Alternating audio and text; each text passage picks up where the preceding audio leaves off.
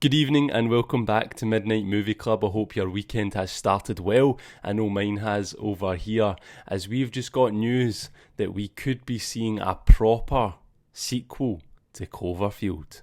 Now, I know what you're all thinking as soon as you see Cloverfield thrown around. Oh yeah, it might be a sequel, but it might be in the vein of 10 Cloverfield Lane or the Cloverfield Paradox, where it's got the Cloverfield name, but it's not really attached to that original movie with the giant monster and everything that happened with New York. As we all know, the Cloverfield Paradox spilled monsters and aliens into all different worlds, all different timelines, and it basically just made it a real easy thing for J.J. Abrams and Bad Robot to tell these supernatural stories within different universes, but it was also the same universe to make this sort of anthology series with the Cloverfield name attached to it, to obviously bring in audiences for all these different things.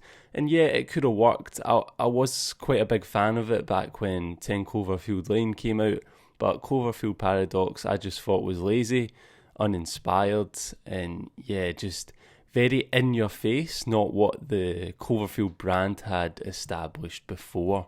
But an actual sequel to Cloverfield is what I've always been wanting ever since Matt Reeves spoke about the guy who's in one of the shots in the first film on the Brooklyn Bridge. He's filming with his iPhone, or maybe not iPhone, I can't remember if they were around that long ago. Shit, it's been a while since it came out. But basically there's another guy filming in... He's caught in shot for like a couple of seconds, and it's when the Cloverfield monster's tail slaps down on the Brooklyn Bridge. And Matt Reeves always said that he would love to do a sequel where we see it from that guy's perspective, and it's just a whole other movie about that night and what happened with the monster attacking New York. And I thought that would be awesome, but it doesn't sound like that's what they're going to go for. But if we just head on over to the article now that I'm reading on Bloody Disgusting, we'll go through it all and we'll chat about it, yeah. So over on Bloody Disgusting, they're actually getting their information from the Hollywood Reporter. As they've said, J.J. Abrams' company Bad Robot has hired Joe Barton to write the script for what's being described as a true Cloverfield sequel. If you don't know who Joe Barton is, he actually wrote The Ritual, the Netflix film that came out a couple years ago now, I think. Pretty decent film, but in my opinion. So yeah, I'm happy to hear that he's attached. We know he can do things with cool looking monsters, so hopefully he can bring something decent to the table of Cloverfield 2. The article then goes on to say the Hollywood Reporter notes that the Bad Robot Paramount sequel will not be a found footage film, so no more found footage. And I'm not too sure how I feel about that, as I know we've all seen the monster now, we've seen it countless times in pictures and screenshots, but when you go back and just watch the film, you do get a clear look at it, don't get me wrong, but it's still never fully in frame to the point where we see every little nook and cranny of it rendered, you know. Like, there's always something in its way, something giving us a nice little bit of block and leaving a little bit more to the imagination, and I think handheld lets you do that more, whereas if this film's just filmed like a normal kaiju film, it might take away from that original Cloverfield feel. And I feel like that might hurt the movie a little bit. I really hope it doesn't. I hope I am wrong, and I hope that I love it. But it will just be interesting to see how they do this one, since it's not going to be handheld anymore. And I'd really love to hear your thoughts in the comment section down below. So let me know what you think. When you picture a Cloverfield sequel in your head, do you see it being handheld, or do you just see it being filmed normally? They also go on to say that details of the take are being kept hidden under Central Park. And that is very interesting. How are they keeping it hidden under Central Park? And what do they mean by take? Do they mean tape and it's a typo? I'm not too sure there. Is a sort of military base going on under Central Park or something like that, where Bad Robot have set up headquarters? Who knows? But as we know, with everything Cloverfield, they're always going to keep this under wraps. We're not going to hear much about plot or anything like that until a trailer drops. And when a trailer drops, the movie will probably drop not too long after that. Kind of seems to be the way that Bad Robot go. in Paramount with when it does come to Cloverfield, and I love that. I love that kind of aspect to it. They do the whole viral marketing campaign on the lead up anyway, so if you are a proper fan and quite a diehard fan, you'll look into all that stuff and you'll figure it all out anyway. And I really do hope we get another viral marketing campaign for this one.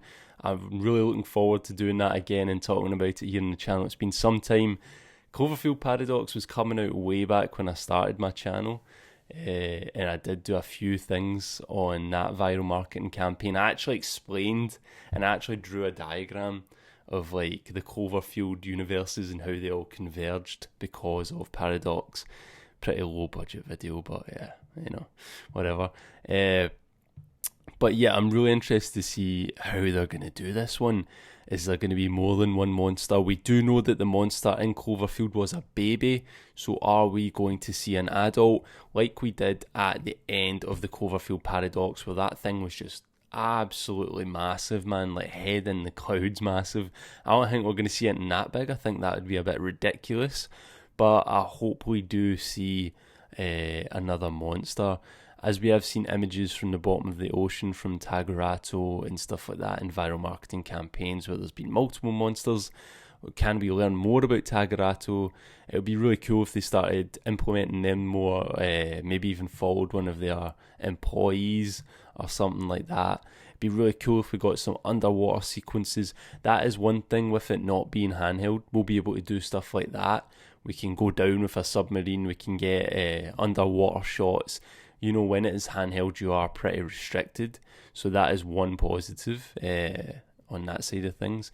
But yeah, very interesting bit of news to wake up to on a Saturday morning. It's made my weekend. I've been wanting a Cloverfield sequel forever. In 10 Cloverfield Lane, when I went to see it, yeah, I was happy. I was pleasantly surprised. I didn't think it was going to be aliens at the end. I thought it was going to be a giant Cloverfield monster or something like that. But, and then obviously Paradox was a letdown, but I'm just happy to see them give this one a proper sequel. It's always deserved one. It's honestly, it was a great movie, and it always, my imagination always ran wild thinking of all the possibilities they could do with it. And I remember one time we got that fake leaked poster of the Eiffel Tower bent over, kind of like the Statue of Liberty with it ahead. I was like, that's really cool. Like, you could go to all these different iconic cities, take their monuments and just bend them over or smash them up, and there's your Cloverfield poster, you know what I mean? And they could have done like a whole thing with monsters popping up all over the earth. But yeah, I'm really interested to see how they do this one. Are we going to follow soldiers who are there to cover the whole thing up? I mean, it's been on the news and everything. I don't know how they're going to do that. But yeah, what does it mean for the Earth to see something like this come out the ocean and destroy one of your most famous cities? What does that mean? How do we deal with the aftermath of that? Is there going to be more? Are we going to go searching for them? Or Tagerato going to get strung up before the court? You know, there's so many things going on, and hopefully Joe Barton can bring it all together in a nice tight lean script that makes sense and gives us some awesome Clovey action. If we hear any more news about this one, I will be talking about it here on the channel. You can bet your money on that. So let me know all of your thoughts in the comment section down below. If you did enjoy this video, please do give it a like. And if you haven't already, then subscribe to join the club. As always, thank you very much for watching, and good night.